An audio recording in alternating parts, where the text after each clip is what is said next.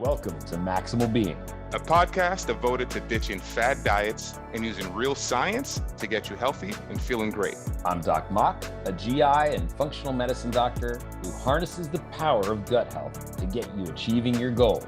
And I'm Jacky P, a well-informed layman who challenges the experts and asks the questions that you want. Don't forget to hit the subscribe button or leave a comment. And now, on to the show. Hello, Maximal Beings. Good morning, good evening, good night. Doesn't matter what time you're listening. Happy that you're here. It is I, Jacky P, your favorite layman, and I am here with my co-hostess with the mostest, Doc Mock. Doc Mock, of course, I love seeing your beautiful face. How are you? What's going on in that big, beautiful brain of yours today? Oh, man, I'm feeling glorious and beautiful, and my complexion's looking good on camera today for once. Yeah. So I'm like digging that. But Jacky P, I am wonderful. They say that having a pet is really good for your mental health and stress levels, but nobody said to me that having a child does the same thing. I mean, I've been hanging out with my son all week, and this is like the best thing ever. This kid is like one smile and all my troubles just wash away. So I am in bliss. That is wonderful. And also, not to mention, he's also a looker. He's cute. He's a cute little dude, Man. So good genes, nice. Good. Yeah, he got good genes. He's got good genetics, He's got good genetics. All right. So I'm excited today because as much I've been on this podcast and co-hosting with you, I feel like I've heard of most things, right? We get folks that reach out to us and say, hey, I do XYZ. And like, we've talked about this in some sense, but this is, I think, new territory for the show. And overdue, I think. For sure. How did we overlook this one? Yeah. Shame on us, Sorry, but we'll do better, folks. We'll do better. We're constantly looking for the blind spot in the health and nutrition, concepts and systems out there that might be right for depending on the person who's listening. So we have today with us Dr. Shivani Gupta, who's I don't want to ruin this, Ayurvedic practitioner. Yep, you got it. Okay, I figure like if you just say it 4 or 5 times, one of them is gonna hit, right? And I'm very excited because it's just, everyone hears about Eastern medicine, right? They think about Asia. And I can't believe we left out, like such a large slice of that pie. So I'm very excited to talk to you today. But Dr. Gupta, Shivani, we're gonna call you Shivani for us. She'll give us permission. So all those doctors out there, we asked. She goes by the first name. And how are you, doctor? Today? Yes, she is a doctor. Right, the real so I'm making type, sure. The PhD, the really smart type, the PhD, yes, the smart type. Yes. Paleo, keto, vegan, and carnivore. Maybe you've tried them all, but did you have success? Are you still doing that diet? Turns out there's not just one diet right for one particular person. By understanding how your body works and the relationship behind your body's workings and these diets, you can then approach the perfect plan for you. In the Perfect Human Diet course, we talk to you about your body's inner workings and the pros and cons of each plan. We discuss how our ancestors ate and have eaten, and lay a framework to tailoring a plan that is perfect for you. To learn more about the Perfect Human Diet course, head to maximalbeing.com/courses to find out more. And as always, I'm Doc Mock, and I'm here to maximize your health. You cannot supplement your way to health, but there are things that we need to add to our lives that can maximize our pathway to wellness.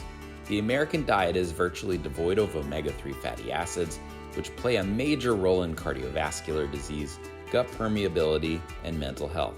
Personally, I take omega-3s every night, and iHerb is the best place for clean, natural sources of supplements. I love the ZenWise omega-3 fatty acid supplement, which is free of fish burps and good for the environment. Head on over to maximalbeing.com/iHerb, that's IHERB, and enter the code B as in boy, D as in dog, B as in boy, 5528 and receive 10% off your orders for all supplements. Maximize your supplements with iHerb. So How are you doing today, Shivani? I'm doing great. I'm having fun. Today's my day of podcast interviews. So I just get to talk to all sorts of amazing different people and share Ayurveda, which is my favorite thing to do. Wonderful. I'm glad. I'm excited too, and also thanks for being flexible. We had to do some change to the schedule, but we're going to get into it. But before, as always, we like to hear your background, right? Because I'm pretty sure, well, actually, correct me if I'm wrong. I don't know if you grew up knowing you wanted to be an, Ayurveda practitioner, right? So give us the, to the soup to nuts, right? How did you become Dr. Shivani Gupta in this space, right? How did you get here? And tell us. Sure. So I'm actually from Houston, Texas, but I grew up in a traditional immigrant family, and we'd go home to India every year or every other year to see our cousins and our grandparents and our family. And I just remember when I grew up, I was in two different worlds. Like when my stomach is upset in the United States, it's Pepto-Bismol from, back then it was called Eckerd's, not CVS. Oh, and then, yeah. Yeah, back in the day. And then in India, my grandma would be like, obviously we don't have that stuff there. She would use hing, which is called asafoetida as the plant, and kala namak, which is a purple salt. She'd whip up this tea and give it to me, and I'd get instant relief. So I just remember always thinking, wow, the spices are stinky, but they work. And this is so different than my Western solution. So, okay. And let's fast forward. By the time I hit high school, I realized every time we travel, I'm the sick one. No one else in this family is sick. I'm air sick, car sick, seasick, everything's sick. I eat a bite of chutney, I go down hard, and the whole trip is ruined, and I'm left behind.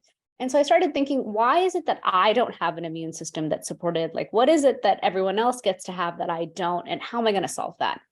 And also around that time, every single time I landed in India, someone passed away from the advanced stages of diabetes. And I saw that and I was like, what's happening here? Like my whole family is hardworking people. We go into business, we build successful things and hire employees and build community.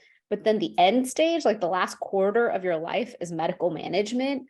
I don't understand what's happening.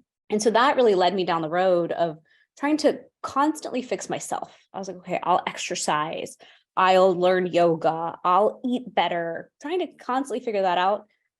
Now looking back, I was not that healthy, but I was doing my best. And then I discovered Ayurveda and I was like, whoa, there's an entire system of medicine that I didn't realize was right here in India. It's a sister science to yoga, and it'll show you how to build a healthier gut. It'll show you how to live according to nature.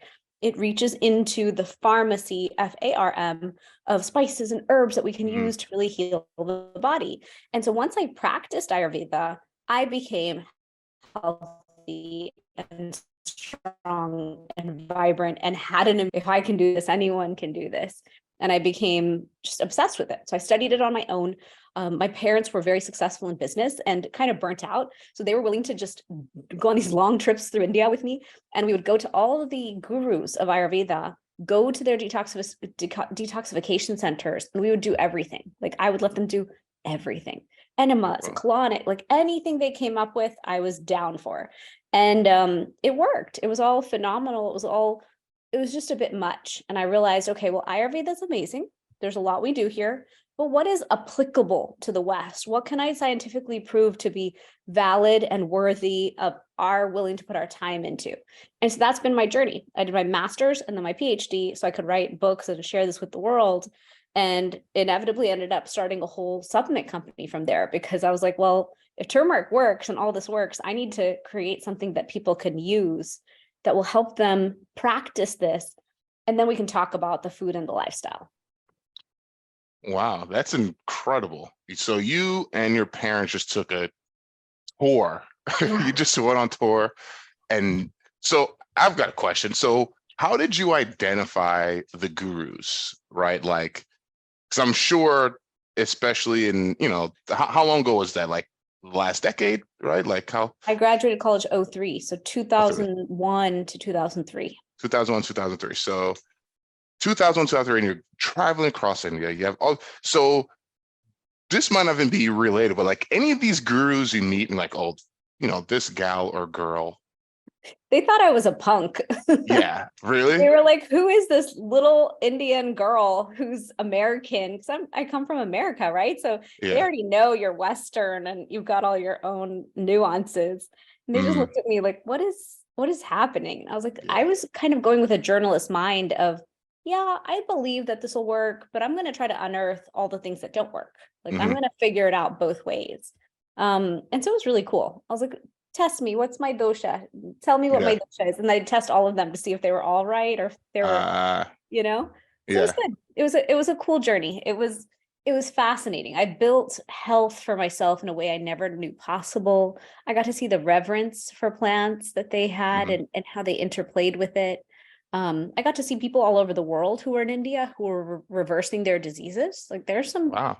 the Germans are very big fans of Ayurveda. There were tons of German Ayurvedic centers there. So it was really cool to dive in. That's interesting. I'm gonna throw my layman flag up just a little bit, just for folks out there. So you said doshas, Yep. right? And some folks may just be listening, so they didn't see the movements you made. But let's explain that. Let's elaborate that. Let's get a little bit deeper in that if we can, if you don't mind. Sure. So Ayurveda, going back one more step, because I think I didn't explain it well, just like we have traditional Chinese medicine, which has acupuncture, qigong, and traditional Chinese herbal medicine, they deal with herbs and teas and things as well. Just like they have that in the Far East, India has had its own system called Ayurveda for over 5,000 years. And encompassed within the umbrella of Ayurveda, we have so much knowledge, so many textbooks on all the specialties around our health, and it encompasses bringing mind, body, and spirit into alignment. That's the goal of Ayurveda. And what we teach is when we do that, then we get to have vibrant health. But the body isn't separate from the mind. It's not separate from the spirit. It's all connected. And so we teach a concept called the doshas. We teach one called Agni, which is the digestive fire. We teach one called circadian rhythm, which is about us living in rhythm with nature and building optimal health that way. Ayurveda teaches us about detoxification and the importance of annual detoxes. Ayurveda teaches how to optimize our sleep, how to absorb our nutrition better, how to eat and when to eat, not just what to eat. So there's so much wisdom there, and it's truly a preventive lifestyle. It's like a way of life that we can start to practice. And so the doshas are a concept where we take the 5 elements and we divide everybody into their primary mind-body constitution. So there's 3 different constitutions. One is air ether, that's vata. One is fire with some water, that's pitta. One is earth energy with some water, and that is kapha. And so from birth, you are a specific dosha. That's what Ayurveda teaches. And so people can take a dosha quiz. I have one on my website. And you'll come to know which one is predominantly your body constitution. And then learning how to keep that in balance and not go completely off kilter with it is a way we can feel more balanced within ourselves. Pitha predominant, by the way. Yeah, I would imagine. Yeah. I feel like I should take this test. So what, I don't want to get too far off the course, but now, the answer is creating more questions. So is the test something about, I don't want to boil it down to something basic, but it's like more of a personality test? Is it like a physical thing, like your body type? What does the test consist of? And also how does it affect how you should operate, right?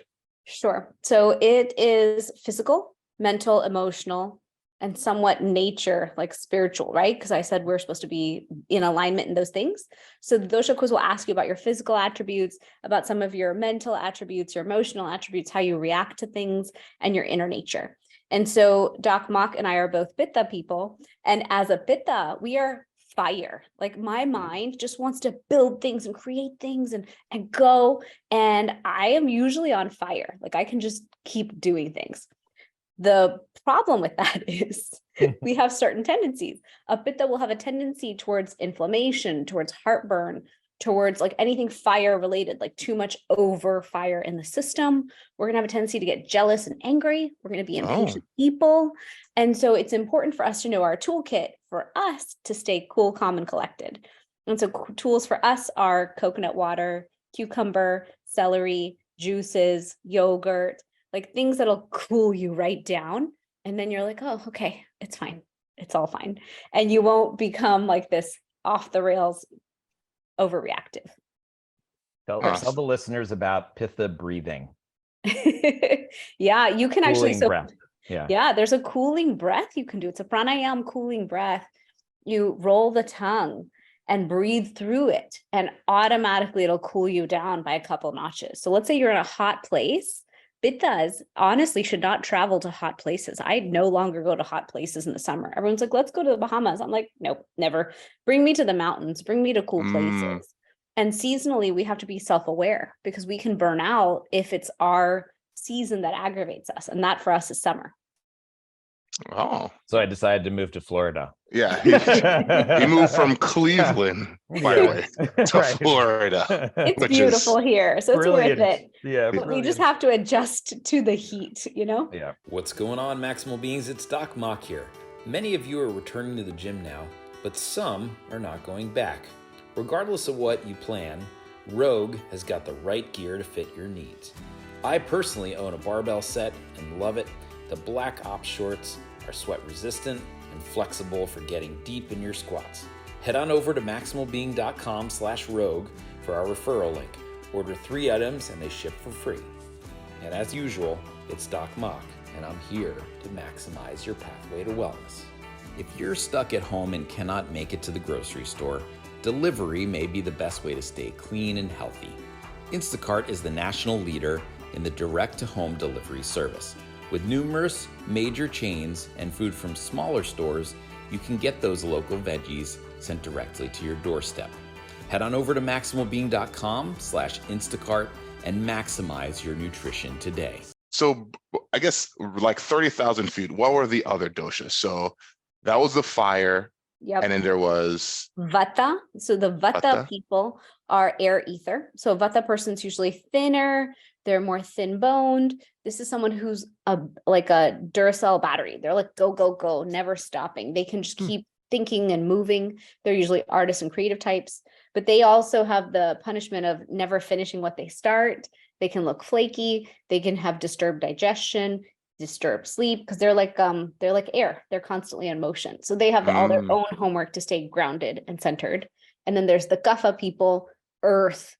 So they're very one step at a time. They're like bigger boned, stronger, can lift heavier, thick, curly, luscious hair, round features. But a Kapha has a hard time sometimes because society says we have to be so productive, and they have a hard time getting up to move. So we have to show them how to move that energy in the morning. They have to move their bodies in the morning so they have energy throughout the day.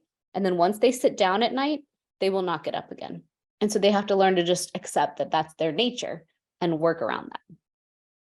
Well, I feel like we might need a whole episode on this. I just want to keep asking questions. Doshas are their own episode. I want to keep asking questions. Yeah.